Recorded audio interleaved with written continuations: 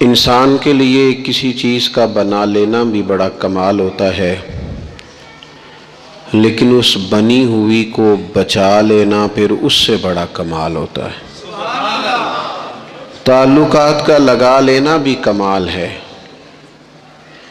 لیکن اصل ان کو نبھانا اس سے بڑا کمال ہے۔ انسان کا کسی چیز کا آغاز کرنا یہ بھی ایک مشکل کام ہوتا ہے، لیکن اس کی اصل ذمہ داری تب شروع ہوتی ہے جب اس نے اس کام کو اچھے طریقے سے اس کے انجام تک پہنچانا ہو۔ نیک اعمال کرنا بہت بڑی سعادت ہے، اور این سعادت بزور بازو نیست تا نہ بخشندہ خدائے بخشند۔ نیک اعمال کی سعادتیں بازو کی قوت سے نہیں ملتی، تبھی ملتی ہیں جب اللہ توفیق عطا کرتا ہے۔ نیک اعمال کر لینا بھی بڑا کمال ہے، بڑی ہمت ہے، اللہ کی بڑی توفیق ہے، لیکن پھر ان نیک اعمال کو بربادی سے بچا لینا یہ اس سے بھی بڑا کمال ہے۔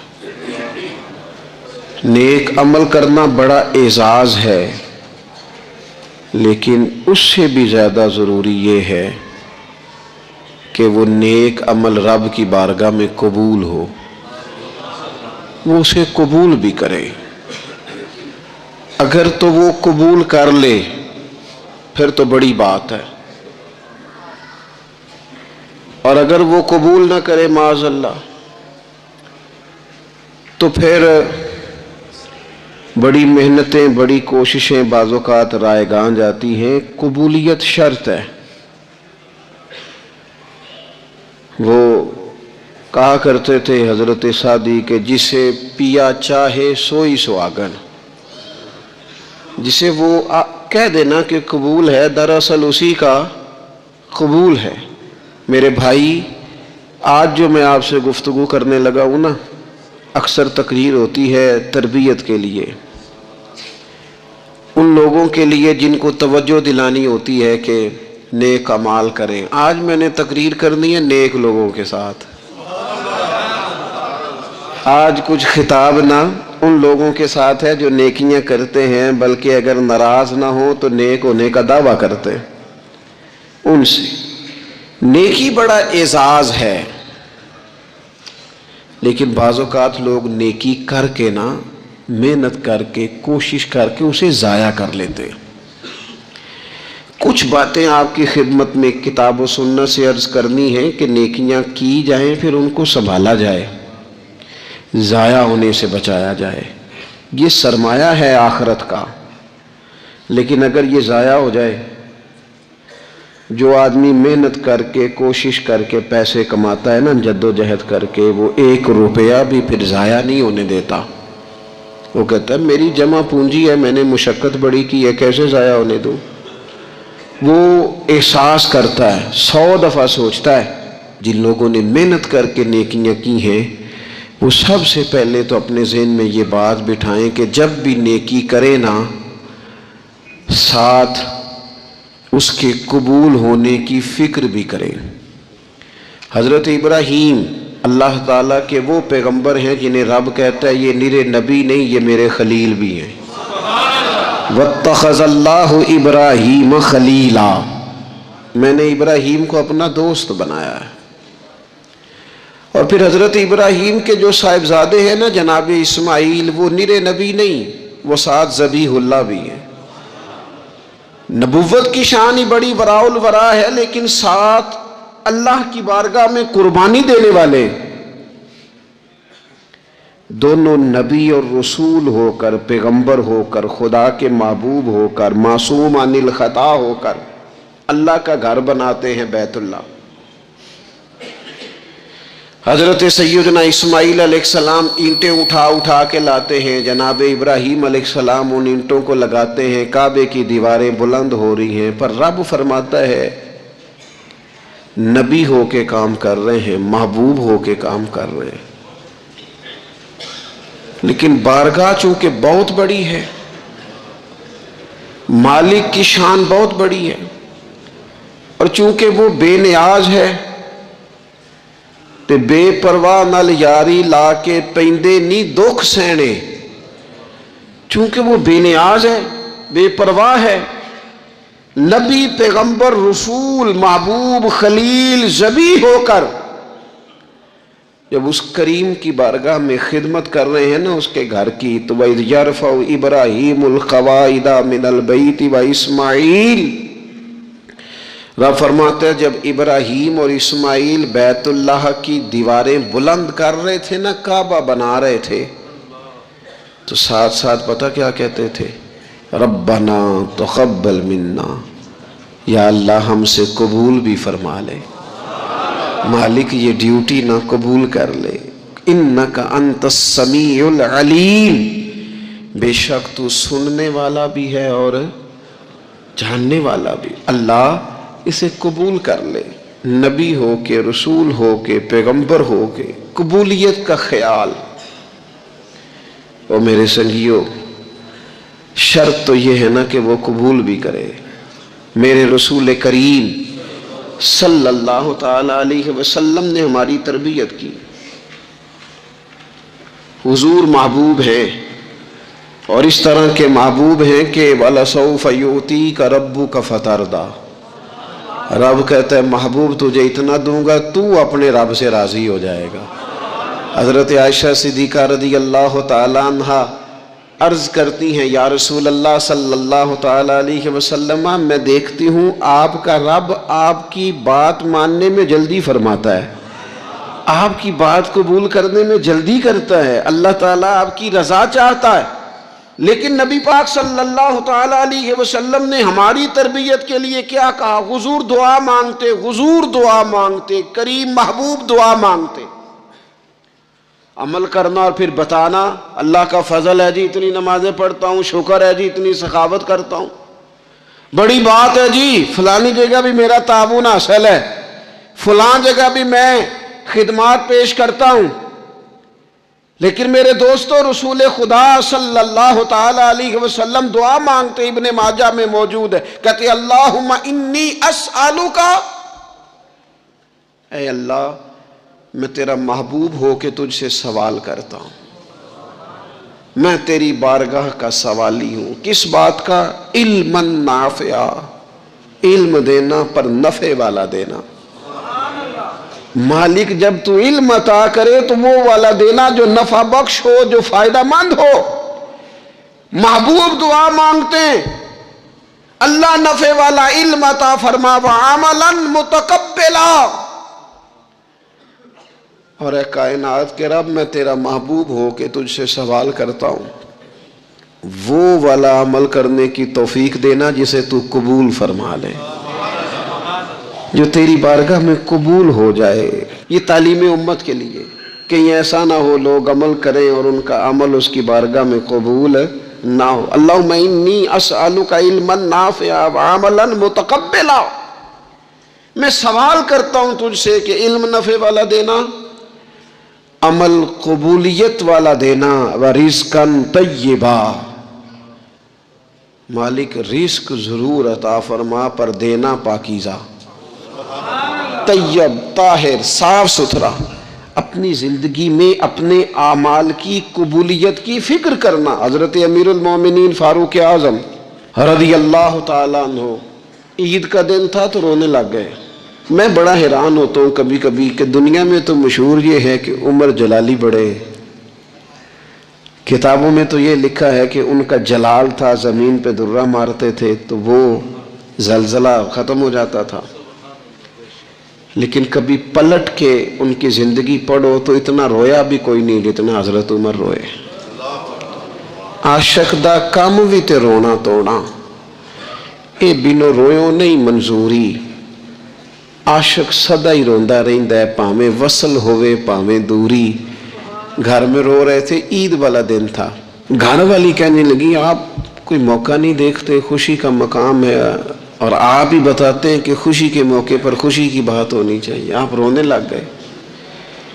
فرمانے لگے بھلی مانس تو ٹھیک کہتی ہے، آج عید ہے پر عید تو اس کی ہے نا جس کے نماز روزے مالک نے قبول کر لیے، جس کو وہ کہہ دے تیری تراویحیں قبول ہیں، جسے وہ کہہ دے تیرا قرآن پڑھنا سننا قبول ہے، جسے وہ کہہ دے تیری سحری افطاری قبول ہے، اس کی عید ہے۔ لیکن مجھے تو ابھی پتہ ہی نہیں چلا کہ میری یہ چیزیں اس کی بارگاہ عالی مرتبت میں قبول بھی ہیں کہ نہیں۔ قبولیت کی فکر کرنا، قبولیت کا خیال کرنا، قبولیت کی بات کرنا۔ ہمارے استاد صاحب فرمایا کرتے تھے اور وہ رو پڑتے تھے یہ بات کرتے، فرمایا کرتے تھے میں دنیا کا وہ خوش نصیب آدمی ہوں جس کے استاد دنیا میں اس سے راضی گئے۔ فرماتے تھے میں وہ خوش بخت آدمی ہوں جس کے مرشد دنیا سے جب گئے تو مجھ سے راضی گئے، اور کہنے لگے میں خوش نصیب آدمی ہوں جس کے والد دنیا سے گئے تو دعائیں دیتے گئے، اور میں وہ خوش بخت آدمی ہوں کہ ماں جب جا رہی تھی تو میں اس کے پیروں میں بیٹھا تھا۔ میں وہ خوش نصیب ہوں۔ فرماتے تھے اماں جب دنیا سے تشریف لے گئی تو مجھ سے راضی تھی۔ فرماتے مجھے لگتا ہے، مجھے کرم پر امید ہے کہ رب رسول بھی مجھ سے راضی ہو جائیں گے، مجھے لگتا ہے۔ یہ جو قبولیت کا نا، قبولیت کہ وہ قبول کر لے، وہ قبول کر لے تو پھر تو بڑی بات ہے۔ لیکن اگر قبولیت نہیں تو پھر تو بھئی بڑے لوگ ہیں، بڑی باتیں ہیں، بڑے اعمال۔ اپنی زندگی میں کوشش کریں کہ ایسے اعمال کیے جائیں، ایسے کاموں کو کیا جائے جن سے نا وہ قبول کر لے۔ کچھ چیزیں وہ قبول کر لیتا ہے، اچھی نیت میں لپیٹ کر عمل کیا جائے تو قبول ہے، اور عمل کر کے نا پھر اس سے ڈرا جائے تو پھر قبول ہے۔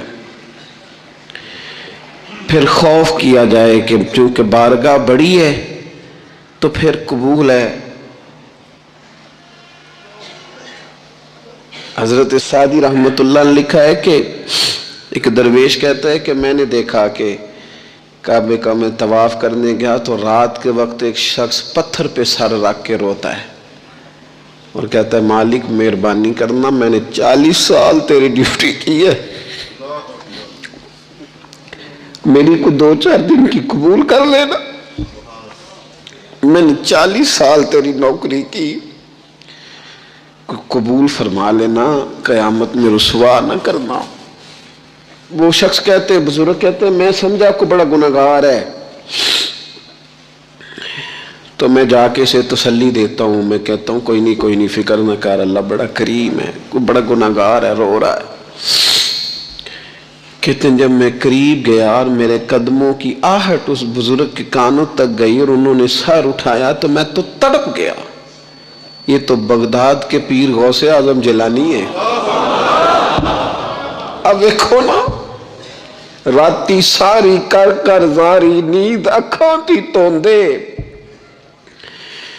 تے فجرے اوہی گناہگار کہاون سب تو نیویں ہوندے۔ کہ میں نے 40 سال کی ہے تیری ڈیوٹی، تیرے دین کی نوکری کو 2-4 دن کی، چل زیادہ نہیں، تو اسے قبول کر لینا تاکہ بات بن جائے۔ قبولیت کا خوف، قبولیت ہو جائے تو اچھی نیتیں، اچھے ارادوں کے ساتھ نیک اعمال، اور کچھ چیزوں سے بچا جائے تاکہ نیکیاں ضائع نہ ہو جائیں، بچا جائے۔ ایک تو اگر زبان بے قابو ہو نا، لفظ اگر آوارہ ہو، جملے اپنی مرضی کے نکلیں تو پھر نیکیاں ضائع ہو جاتی ہیں۔ اگر بہت بولنے کی عادت ہو اور جو مرضی کہہ دینے کی عادت ہو اور اپنے غصے پر کنٹرول کا مزاج نہ ہو تو پھر نیکیاں برباد ہو جاتی ہیں۔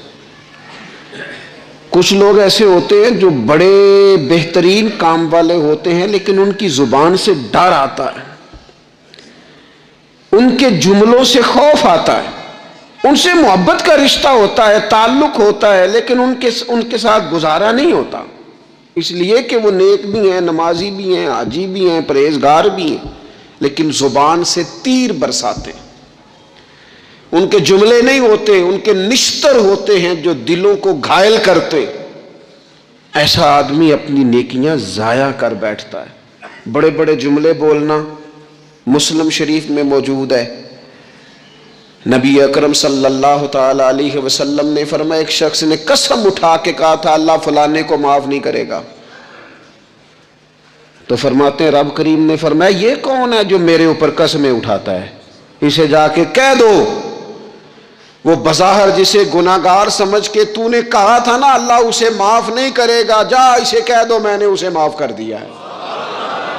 اور یہ جو تو حاجی نمازی نیک پرہیزگار بنا پھرتا تھا اور قسمیں اٹھاتا تھا رب فلانے کو معاف نہیں کرے گا، اسے کہو تیرے سارے عمل برباد کر دیے، نئے سرے سے عمل کرنا شروع کر، تیری ساری پچھلی نیکیاں ضائع کر دی۔ تو کون ہوتا ہے قسمیں اٹھا کے کہنے والا، زبان کو کنٹرول نہ رکھنے والا میرے بندوں کے بارے میں؟ اور ٹھیک ہے آپ داڑھی والے ہیں، ٹھیک ہے آپ پگڑی والے ہیں، ٹھیک ہے آپ مسواک کرتے ہیں، ٹھیک ہے آپ نماز پڑھتے ہیں، لیکن علم پڑھے دا مان نہ کریے مت آکھی میں پڑھیا، او تے جبار کہار کہاوے متے روڑ دیوی دودھ کڑیا۔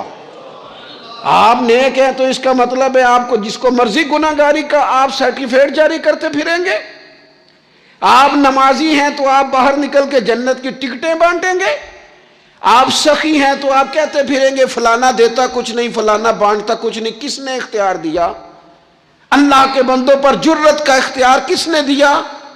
وہ جی فلانا اگر بخشا گیا تو میں بھی بخشا جاؤں گا، یہ بات کرنے کی اجازت کس نے دی؟ فلاں قوم اگر جنت میں چلی گئی تو پھر ہم نہیں روکے جائیں گے، اتنی بڑی جرت، اتنی بڑی بات؟ تو کون ہوتا ہے رب کی جنت اور کے بارے میں فیصلے کرنے والا؟ ایک ذات ہے جو کسی کے لیے جنت کا فیصلہ کرتی ہے اور کسی کو دوزخ کی سزا سناتی ہے، وہ مدینے والے رسول کی ذات ہے۔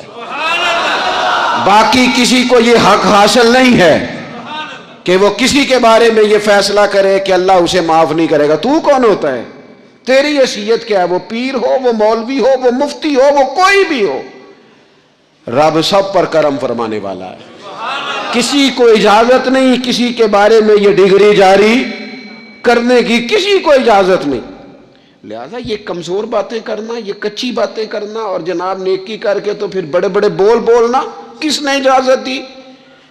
میں ممبر پہ بیٹھا ہوں اور مجھے سالوں بیت گئے تبلیغ کا کام کرتے، میں ایسے لوگوں کو جانتا ہوں جن کا بالکل نام نہیں آتا لیکن انہوں نے اپنی زندگی میں کروڑوں روپے راہ خدا میں خرچ کیے، ان کا کہیں ذکر نہیں، کہیں انہوں نے تذکرہ نہیں کیا، لیکن وہ ہر روز رات کو اٹھ کے تہجد پڑھتے۔ انہوں نے کبھی کسی کو نہیں بتایا، لیکن جب وہ اپنی تسبیح نکالتے ہیں تو انہیں توفیق دیتا ہے کائنات کا مالک کہ پڑھ میرے رسول پہ درود پاک، اور وہ لاکھوں کی تعداد میں پڑھ گزرتے ہیں، انہیں توفیق دی ہے رب نے، لیکن انہیں اپنی زبان سے یہ باتیں کبھی بیان نہیں کی۔ میں جانتا ہوں ایسے لوگوں کو میرے عزیزوں، اپنی زندگی میں بڑا بول نہیں۔ ایک بڑی نیک خاتون ہے، پاک باز ہیں، حضور علیہ السلام کی بارگاہ میں حاضر ہیں، تو انہوں نے صرف اتنا لفظ کہہ دیا کہ یہ فلانی بی بی کا قد چھوٹا ہے، حالانکہ یہ کوئی بڑی بات نہیں، لوگ کہہ دیتے ہیں۔ اور ہمارے ہاں تو جب کوئی تنقید کرنے پہ آتا ہے تو جو من میں آتا ہے کہہ دیتا ہے، یہ جی اس بی بی کا قد چھوٹا ہے، اتنے لفظ کہہ دیے۔ تو نبی اکرم صلی اللہ تعالی علیہ وسلم نے فرمایا یہ جو تم نے بات کی ہے نا، اگر تمہارے یہ جملے میں میٹھے پانی والے سمندر میں ڈال دوں تو وہ سمندر کڑوا ہو جائے گا۔ تم نے کسی پر تنقید کی، کسی کے قد پر اعتراض کیا، یہ تعلیم امت کے لیے حضور نے بات ارشاد فرمائی، ورنہ وہ خاتون ان کی تو بڑی عظمت ہے، لیکن رسول اللہ صلی اللہ تعالی علیہ وسلم نے ہمیں بتایا، ہمیں سمجھایا، ہمیں سکھایا کہ تم اپنے بول کی وجہ سے، اپنے لفظوں کی وجہ سے اپنی نیکیاں ضائع نہ کر بیٹھنا، دعوے نہ کرتے پھرنا زندگی میں کہ میں نے یہ کر دیا، میں نے وہ کر دیا، میں نے بڑے انقلاب برپا کر دیے، او جی اللہ کا فضل ہے جی، اللہ نے بڑی توفیق دی ہے جی، ڈیرے پہ بڑے لوگ روٹی کھاتے ہیں جی، دسترخوان میں نے لگایا ہوا ہے جی، فلانے کے ساتھ بھی میں، او بس کر یار، تو کسی کو کیا دے سکتا ہے، یہ دیکھ تو دینے والا تو کریم رب ہے، تو 100 کو دے کے 200 کو دے کے بتاتا ہے، وہ پتہ نہیں کس کس کو عطا فرماتا ہے۔ حضرت ابراہیم خلیل علیہ السلام بغیر مہمان کے روٹی نہیں کھاتے تھے۔ ایک دن مہمان آیا، یہ نبیوں کی شان ہے، پیغمبروں کی شان ہے۔ ایک دن مہمان آیا تو فرمانے لگے بسم اللہ پڑھ، وہ کسی اور نظریے کا تھا، نہ پڑھ سکا، فرمانے لگے جا کہیں اور روٹی کھا لے، اگر نہیں پڑھتا تو اٹھ کے چلا گیا۔ تو رب کریم نے فرمایا خلیل کتنی عمر ہو گئی اس بندے کی؟ مالک بوڑھا ہو گیا ہے، فرمایا اس نے کبھی میرا نام نہیں لیا، میں نے تو ٹکر کبھی بند نہیں کیا، میں نے تو نہیں کبھی بند کیا، میں تو دیتا ہوں، عطا کرتا ہوں۔ یہاں لوگ کہتے ہیں جا تیری تنخواہ کاٹی گئی، یہاں لوگ کہتے ہیں جا تیرے اتنے دن کے فلاں معاملات ختم ہو گئے، جا نکل ادھر سے، میں دیکھتا ہوں کون تجھے روٹی پہ رکھتا ہو، بس کر، واللہ خیر الرازقین، رزق دینے والا اور بہتر دینے والا میرا رب کریم ہے۔ اس لیے بڑے جملے نہیں، میرے نبی اکرم صلی اللہ تعالی علیہ وسلم نے فرمایا بے شک بڑے بول اور بری عادتیں تمہارے نیک اعمال کو اس طرح بگاڑ دیتی ہیں جس طرح سرکہ شہد کو بگاڑ دیتا ہے۔ لہذا میرے دوستو، عمل کرنا ہے پھر اسے چھپانا ہے، کیونکہ جس چیز کو بندہ چھپاتا ہے نا اسے قیمتی سمجھتا ہے۔ میرا دل کرتا ہے میں یہ بات روز کروں، مجھے پیاری بڑی لگتی ہے، روز کروں یہ بات۔ پاک رسول کی پاک اولاد، عزت والے نبی کا عزت والا گھرانہ، امام زین العابدین، اتنے اتنے موٹے موٹے پشت پر نشان تھے، موٹے موٹے، غسل دیا جا رہا تھا تو ساری کمر موٹے موٹے داغ۔ آج کل پیر کا چہرہ بھی نورانی ہونا بڑا ضروری ہے نا، نورانی ہونا۔ او حضرت بلال بھی بڑے ہی پیر ہیں، اگرچہ حبشی النسل ہیں پر بڑے پیر ہیں۔ لہذا یہ کچھ چیزیں ایسی ہیں جو لوگوں نے اپنی مرضی سے طے کر لی ہیں، اس میں شک نہیں کہ حضور نے فرمایا ہے کہ جسے دیکھ کے رب یاد آئے وہ اللہ کا ولی ہے، لیکن صرف گورے رنگ دیکھ کے رب یاد نہیں آتا، رنگ سانولا بھی ہو پر رب کے انوار برس رہے ہوں تو رب یاد آ ہی جاتا ہے۔ اور میرے دوست یہ ذرا بات کو سمجھنا اور اسے یاد رکھنا، اتنے اتنے موٹے پشت پر نشان، غسل دیا جا رہا ہے۔ لوگوں نے بیٹے سے پوچھا یہ حضرت صاحب کو کیا ہے؟ تو والد وہاں آرام فرمائے ہیں جہاں غسل دیا جا رہا ہے۔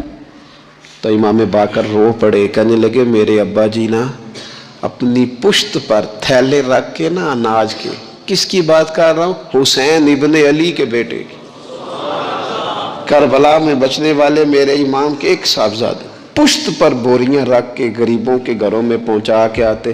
اور صاحبزادہ صاحب آپ کہاں ہوتے تھے؟ فرماتے میں کہتا تھا میں نہ دے آؤں، فرماتے تھے نہیں، اگر تو دینے جائے گا اس غریب کا مجھے نام بھی بتانا پڑے گا جس کو میں لنگر دیتا ہوں۔ یہ میرا اور میرے رب کا راز ہے، میں اس ماڑے بندے کو رسوا کر دوں جس کی صرف بیٹیاں ہی بیٹیاں، اسے رسوا کر دوں جو بیچارہ۔ فرمایا وہ مجھے بتاتے نہیں تھے، بڑھاپے تک پشت پر بوجھ رکھ کے انہوں نے نبی پاک کی امت کے گھروں تک پہنچایا ہے۔ میرے اسا فرمایا کرتے تھے کسی کی بیٹی کی شادی کرانی ہے پھر خود نہیں شادی پہ جانا۔ حضور کیوں؟ فرمانے لگے بچی کا باپ تو محسن کے پیچھے ہی بھاگتا رہے گا، خود نہ جانا، بس ٹھیک ہے پیچھے پیچھے رہنا، سامنے نہ آنا، پیچھے۔ میرے دوست کبھی بھی کوئی بڑا بول نہیں، اس سے نیکیاں۔ اور پھر ایک اور بات، دل اگر صاف نہ ہو تو بھی مالک نیکیاں قبول نہیں کرتا۔ پاک ہوئے تے پاک ہی ملدا ہی تے بنا پاکوں پاک نہیں ملدا. اے سارے وجود دے دھون دے نالوں اکو تولا ہے ٹکڑا دل دا. یہ جو پاکیزگی ہے نا دل کی، یہ نہ ہو تب بھی نیک اعمال اس کی بارگاہ میں قبول نہیں ہوتے. نیک اعمال کی قبولیت کے لیے دل کا صاف ہونا، کشادہ ہونا، کھلا ہونا یہ بھی ضروری ہے. دل میں بوجھ ہو، عداوت ہو، حسد ہو، لوگوں کے لیے کینہ بھرا ہوا ہو اور اعمال قبول ہو جائیں نہ. اس کریم کے کچھ فیصلے ہیں، وہ اعمال کی قبولیت کے آداب بتاتا ہے. وہ کہتے ہیں میری مرضی سے کرو گے تو میں قبول کروں گا. حدیث پاک آپ کو صحیح مسلم میں ملے گی. نبی پاک صلی اللہ تعالی علیہ وسلم فرماتے سوموار اور جمعرات والے دن لوگوں کے اعمال اللہ کی بارگاہ میں پیش کیے جاتے. دو مسلمانوں کے، دو بھائیوں کے اعمال رب کی بارگاہ میں پیش کیے جاتے ہیں. اعمال ہیں، نیک اعمال ہے، نیکی ہے، نماز ہے، روزہ ہے، حج ہے، زکوٰۃ ہے، صدقات ہے. وہ نیک اعمال اللہ کی بارگاہ میں جمعرات اور پیر کو پیش کیے جاتے ہیں. رب کریم فرماتے ٹھہر جو ذرا ان کے اعمال کو روک دو. یا اللہ کیوں؟ فرمائے اس لیے کہ ان کے آپس میں نا دلوں میں نفرت ہے، گھٹن ہے، عداوت ہے.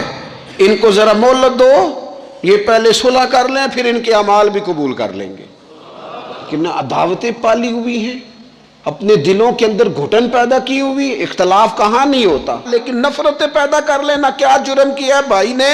کون سا کفر کر بیٹھے ہیں رشتہ دار؟ کون سی ایسی بات نکل گئی ہے جو زندگی کے ناطے توڑ کے بیٹھ گئے ہم؟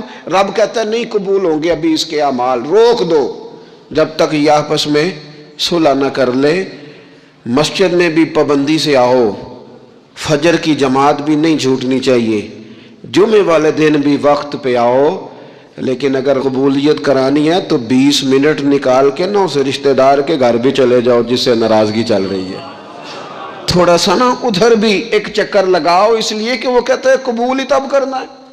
پہلے یہ والا کام کر، لیکن اندر عداوت سے بھرا ہوا ہو، سینہ بھوک سے بھرا ہوا ہو تو پھر اس کی روشنی میں جو اعمال کیے جائیں وہ قبول نہیں ہوتے. قرآن مجید فرقان حمید نے ایک اور وجہ بھی بیان کی ہے، فرمایا نہیں قبول کریں گے. امام شافعی سے ایک بندے نے کہا میرا دل کرتا ہے میں کچھ لوگوں پر خرچ کروں پر مجھے کوئی مستحق بندہ نہیں ملتا. تو امام صاحب ہنس پڑے، کہنے لگا جی آپ ہنسے کیوں؟ فرمانے لگے تو جو کچھ اللہ نے تجھے دیا ہے تو اس کا مستحق تھا، تو حقدار تھا. جب رب نے تجھے بغیر حساب دیا ہے تو اللہ کے بندوں کو ٹٹولتا پھرتا ہے. تو کہتا میں پتہ کروں یہ حقدار ہے کہ نہیں، اور تو اس کے رستے میں بے حساب دے، رب بھی تجھے بے حساب ہی عطا فرمائے گا. تو ڈھونڈتا اور ٹٹولتا پھرتا ہے. قرآن مجید نے کہا بڑے بڑے صدقے دینے والوں، خیرات کرنے والوں، اللہ کے رستے میں خرچ کرنے والوں، ایک بات کا خیال رکھنا، تم نے دیا بندے کو ہے پر دیا ہے اللہ کی راہ میں، اللہ کی رضا کے لیے. یا ایھا الذین آمنوا لا تبطلوا صدقاتکم بالمن والاذی. اے ایمان والو اپنے صدقے ضائع نہ کر لینا. اور یہ قرآن مجید کے لفظ ہیں. کس طرح؟ بالمن والاذی، فرمایا احسان جتلا کر اور تکلیف دے کر. اپنے صدقات ضائع نہ کر لینا، اپنی زکوٰۃ ضائع نہ کر لینا، اپنے فطرانے ضائع نہ کر لینا. بالمن والاذی، یہ جو دو جملے ہیں قرآن مجید کے، یہ اس عنوان پر حرف آخر ہیں. جب بندہ کسی کو احسان جتلا دیتا ہے تو تکلیف خود بخود ہو جاتی ہے. بالمن والاذی، تم نہ احسان جتلا کر والاذی اور تکلیف دے کر اپنے صدقات کو ضائع نہ کر لینا، احسان نہ جتلانا. تمہارے صدر الشریعہ بدرو طریقہ مولانا امجد علی صاحب اعظمی رحمۃ اللہ لکھا ہے اگر تمہارے بھائی علیحدہ ہے اور وہ کمزور ہو گیا، اسے زکوٰۃ لگتی ہے. بہن غریب نہیں ہے، ماڑی ہے، اسے زکوٰۃ لگتی ہے۔ ماموں میں، چاچوؤں میں، ادھر ادھر، اگر کوئی غریب ہے قریبیوں میں اور مستحق ہے زکوٰۃ کا تو فرماتے ہیں اسے بتاؤ نہ کہ میں تمہیں زکوٰۃ دے رہا ہوں، اس کے گھر جاؤ، اسے کہنا یہ میری طرف سے بچوں کے کپڑے لے لینا، اسے کہنا یہ پیسے میری طرف سے بچوں کی عیدی ہے، مٹھائی کا کہہ کے دے آؤ، اسے بتانا نہ، کیوں کہ اسے تکلیف ہوگی۔ احسان جتلا کر تکلیف نہ دو، ماڑا تو پہلے بڑی تکلیف میں۔ غریبی نے تو بذات خود بڑی آزمائش پیدا کر دی ہے، سب روگاں دا روگ محمد جس دا نام غریبی، کانڈ ولا کے لنگ جاندے نہیں رشتے دار قریبی، یہ تو بذات خود ایک آزمائش ہے۔ مزید تکلیف نہ دو کسی کو، احسان جتلاتے ہو، بتاتے ہو، فوٹو بازی کرتے ہو، دعوے کرتے پھرتے ہو۔ سنیں، صحیح مسلم میں حدیث ہے، نبی اکرم صلی اللہ تعالی علیہ وسلم نے اتنا سخت حکم بیان فرمایا، حضور فرمانے لگے اللہ تعالیٰ قیامت کے دن 3 قسم کے لوگ ایسے ہیں، نہ ان سے کلام کرے گا، نہ انہیں پاک فرمائے گا، نہ ان کی طرف نگاہ ہی کرے گا۔ یا رسول اللہ صلی اللہ تعالی وسلم جلدی بتائیے یہ کون ہے؟ تو حضور فرمانے لگے ایک وہ شخص جو تکبر کے طور پر، دل میں تکبر ہو، تکبر کے طور پر اپنی تہمت کو یا اپنی شلوار کو ٹخنوں سے نیچے لٹکائے کہ پتہ چلے میرے پاس بڑا کپڑا ہے، تکبر کے طور پر۔ اور دوسرا حضور علیہ الصلوۃ والسلام نے فرمایا جھوٹی قسمیں کھانے والا بندہ۔ اور تیسرا حضور فرماتے ہیں جو احسان جتلاتا ہے نا، نہ رب کریم اس کی طرف نگاہ کرم کرے گا، نہ اسے پاک کرے گا، نہ قیامت کے دن اس سے کبھی کلام فرمائے گا، ایسے لوگوں کی نیکیاں اللہ قبول نہیں فرماتا۔ اور ایک حدیث پاک اور سنیے، صحیح بخاری میں موجود ہے، اللہ کے پیارے رسول صلی اللہ تعالی علیہ وسلم، یہ اگر ناراض نہ ہو تو نوجوان ذرا غور کریں میری بات پر، میں ظاہر ہے معاشرے کا حصہ ہوں، سوسائٹی میں رہتا ہوں، کچھ چیزوں کو میں قریب سے جانتا ہوں۔ پتہ ہے بندہ نیک کون ہوتا ہے؟ جس کی تنہائی نیک ہوتی ہے، جو اکیلے میں نیک ہوتا ہے، تنہائی جس کی پاک صاف ہوتی ہے، اصل میں وہ بندہ نیک ہوتا ہے۔ ہمارے ہاں نا بالخصوص نوجوان نسل سے کہوں گا، تمہارے پاس سہولت آئی ہے موبائل کی، تمہارے پاس سہولت آئی ہے انٹرنیٹ کی، لیکن دیکھنا اس کی وجہ سے کہیں تمہاری تنہائی ناپاک نہ ہو جائے، دیکھنا اس کی وجہ سے کہیں تمہارا وہ اکیلے میں جو تمہارا رب رسول سے رشتہ جڑنا چاہیے تھا، سجدے کا نور ہونا چاہیے تھا، اچھی منصوبہ بندی کرنی چاہیے تھی، وہ میلا کچیلا نہ ہو جائے۔ تنہائی جس بندے کی پاک ہوتی ہے وہ نیک ہوتا ہے۔ محفل میں تو ساری اچھی اچھی باتیں کرتے ہیں، محفل میں تو سارے لوگ ہی نیک ہوتے ہیں۔ یہ صحیح بخاری میں حدیث ہے، نبی اکرم صلی اللہ تعالی علیہ وسلم نے فرمایا میں اپنی امت کے کچھ ایسے لوگوں کو جانتا ہوں جو قیامت کے دن تہامہ پہاڑ کے برابر نیکیاں لے کے آئیں گے۔ تہامہ پہاڑ تھا ایک بڑا سفید رنگ کا، اس پہاڑ کے برابر وہ نیکیاں لے کے آئیں گے، لیکن فرمایا اللہ تعالیٰ ان کی نیکیوں کو ہوا میں اڑا دے گا۔ حضرت ثوبان رضی اللہ تعالیٰ عنہ نے عرض کی یا رسول اللہ صلی اللہ تعالیٰ علیہ وسلم ہمیں یہ معاملہ کھول کر بیان کر دیں۔ حضور علیہ الصلوۃ والسلام فرمانے لگے وہ راتوں کو عبادت بھی کرتے ہیں، اللہ کی بارگاہ میں بھی حاضر ہوتے ہیں، لیکن فرمایا ان لوگوں کا مسئلہ یہ ہے، ان کا نقصان یہ ہے، گھاٹا اور خسارہ یہ ہے کہ جب وہ اکیلے ہوتے ہیں تو رب کی حرمتوں کو پامال کرتے ہیں، دین کی حدوں کو توڑتے ہیں، تنہائیوں میں رب کی نافرمانی کرتے ہیں۔ نتیجہ کیا نکلتا ہے کہ وہ جو لوگوں کے بیچ نیکیاں کی ہوتی ہیں، نمازیں پڑھی ہوتی ہیں، عبادتیں کی ہوتی ہیں، صدقات کی ہوتے ہیں، وہ بھی ضائع ہو جاتے ہیں۔ اگر یہ لوگ اپنی تنہائی پاک کر لیں تو ان کی باقی ساری عبادتیں بھی محفوظ ہو جائیں گی۔